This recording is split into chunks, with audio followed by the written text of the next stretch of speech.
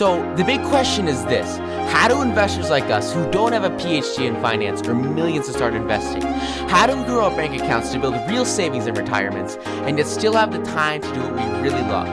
That is the question, and this podcast will give you the answer. Awesome. Hey guys, John Wood here at the Stock Market Secrets Podcast. Super excited today to talk to you about a little bit of a breakthrough I just kind of came up with. I thought it was like this coolest freaking thing ever. And it'll like really change the way that you look at your short and medium term goals, specifically those in like the 3, 4, 5 week range you can use to really kind of like skyrocket your output by getting stuff done over and over and over and over and over and over again. This book a while ago, and the whole perfect day formula, the whole point of it is like having the perfect day every single day by doing exactly what you want to do all the time. It's just such a simple, like basic formula, and you have the day that you want every day. Every day of the week gives you the perfect week. Every week of the month gives you the perfect month. Every month of the year gives you the perfect year. And you have the perfect year every year. You have a perfect life. And all you have to do is have the perfect day. It's a really powerful concept. And I talk so much more about it. It's just freaking super cool stuff. So anyway, one of the really good ways to stay on top of your short-term and your medium-term goals is obviously to have an accountability partner. And it's somebody, and, you know, say you want to, I don't know, write a 10-page paper, right? You would give someone, you know, a check, like a pretty sizable check, depending on, you know, your perspective on wealth. But like, you know, give someone like a check for $2,000 and say, hey, look, I'm going to write this paper by this date, you know, very specific, hard deadline, you know, 2 weeks from now. What's that date? Okay, that's the date that's going to be done by. Maybe it's a month from now. I don't know. It's whatever you want to do. So you get a very specific deadline. You tell somebody, your accountability partner, you say, look, if I don't have this done, I want you to cash this check. Obviously you got to do it with somebody you trust, but it's a cool little concept and a really fun thing to do. That'll hold your feet to the fire, which is super awesome because it gets you doing stuff and going on the right path and getting it done. Because if you don't get it done, your accountability partner is going to cash a check, and, you know, it's going to take a pretty big hit to your bank account if you don't get it done. So a lot of people, maybe they don't have an accountability partner, maybe they don't have someone they trust that much, maybe they just don't want to put their money on the line, which is interesting because it's like if you want to get stuff done, the fastest way to do it is to get an accountability partner. And sometimes it might take time to find somebody you trust, because usually, like, I don't like to do it with family members because, like, they probably won't be a jerk and cash the check if I don't do something.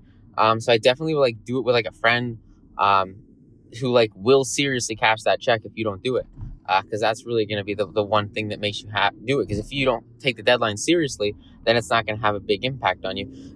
So anyway, the accountability partner is really powerful. But it's a concept not everyone can do. Maybe they don't have the friend they trust, or they don't have, you know, the means to put up that cash and say, look, if I'm going to have this money in my bank account, it's going to be my accountability fund. A really great way to do that is to kind of think about your emergency fund and maybe take like half of it and say, that's my accountability fund. And then you just put that in like a high yield savings account. And you absolutely crush it by doing that, which is a cool little strategy. But if you don't want to do that and you want to say, look, I don't want to risk my money because maybe, I don't know, whatever, right? There's this cool other strategy that I just thought of that is like, it's the same concept.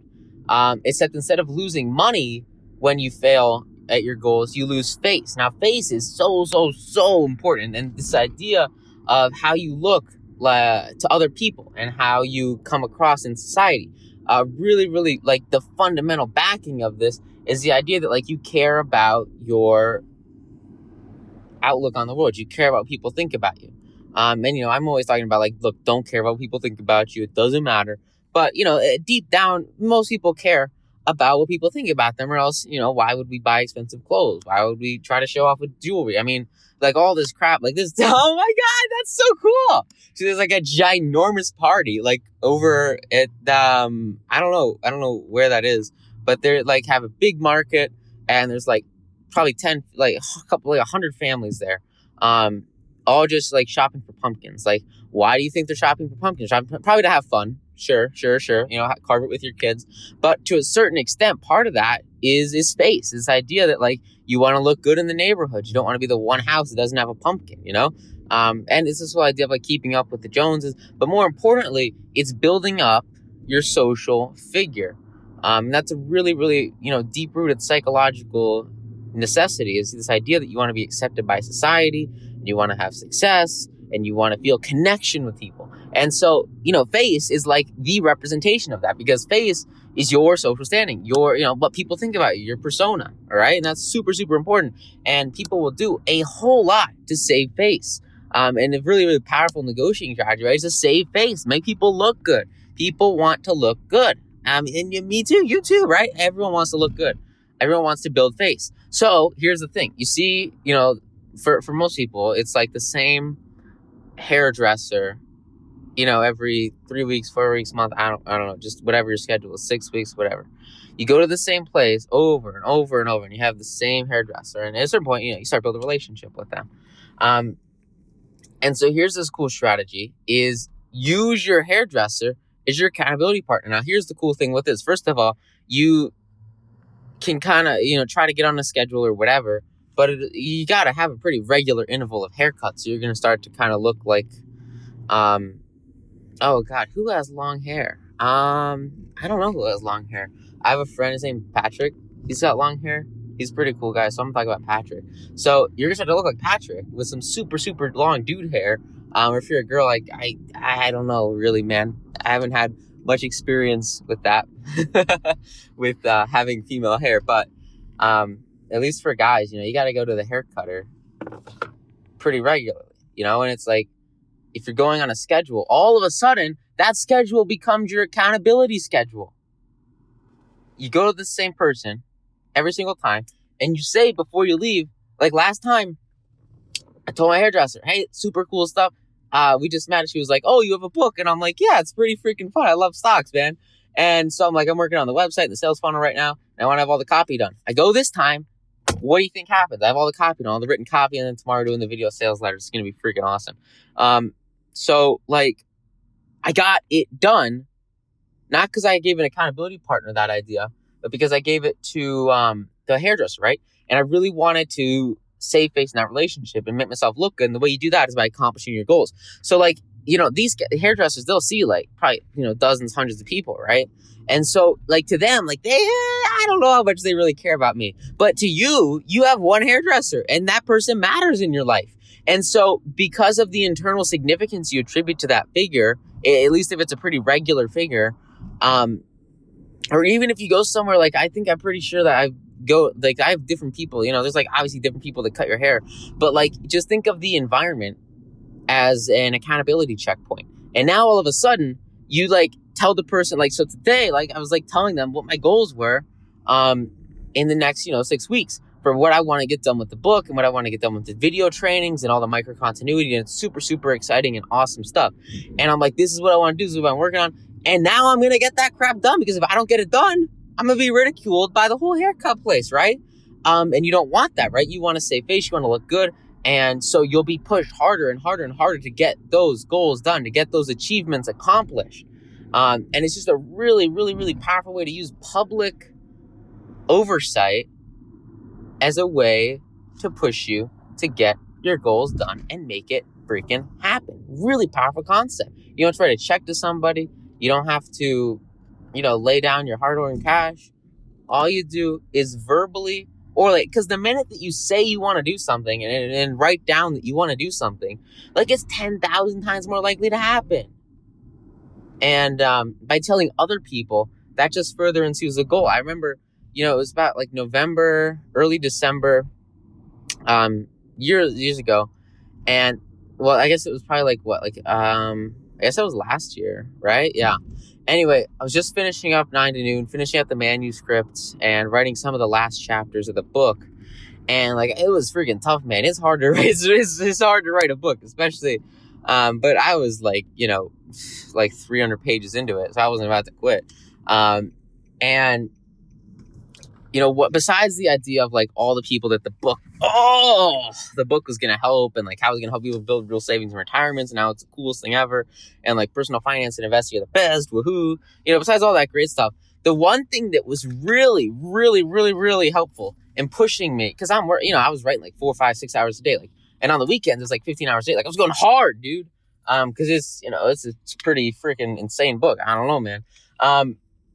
The one thing that really, really, really helped was like my writing deadline was Christmas Eve. My publishing deadline was July 29th, and it got out on the 28th, which is freaking awesome.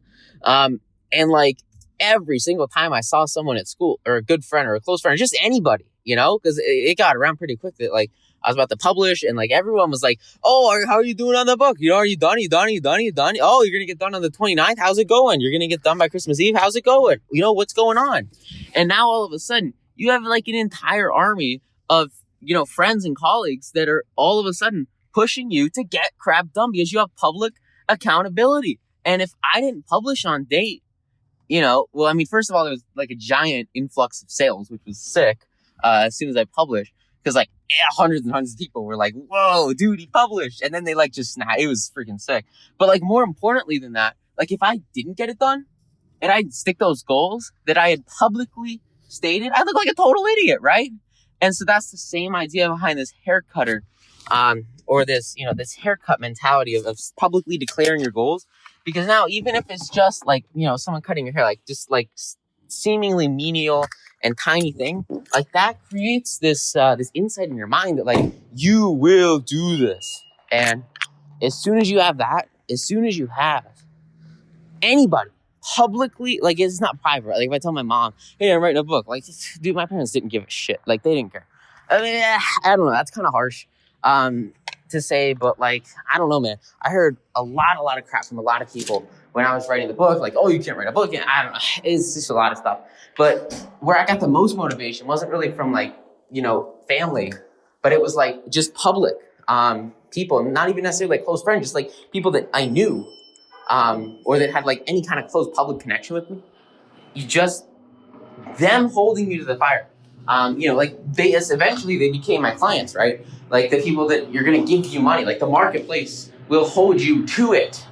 And it's a very, very, very powerful concept. So, I see some guys, they're like, post how much money you want to make this year on Facebook. I'm like, dude, I don't know. That's pretty freaking hardcore. But like, if you got something and you want it done by a deadline, public declarations are like literally the best way to get done. Because I've blown through deadlines before, especially if they weren't big deadlines, or if it was something where I just like lost my passion on.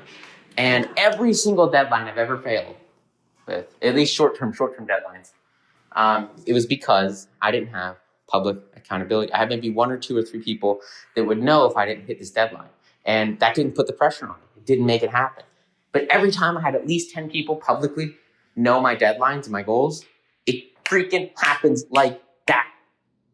Really powerful concept here, guys. Go out there, apply, have an amazing day. Crush it. And I will see you in the next podcast. Thank you so much. Bye. Want more stock market secrets? If so, go get your free copy of my best-selling book, 9 to Noon. You can get your free copy plus $11,176 of unannounced bonuses it took me years to uncover, completely for free at 9toNoonSecrets.com. Inside 9 to Noon, you'll find the top 38 secrets you can use to double your portfolio every 2 years and make upwards of 10% per trade daily.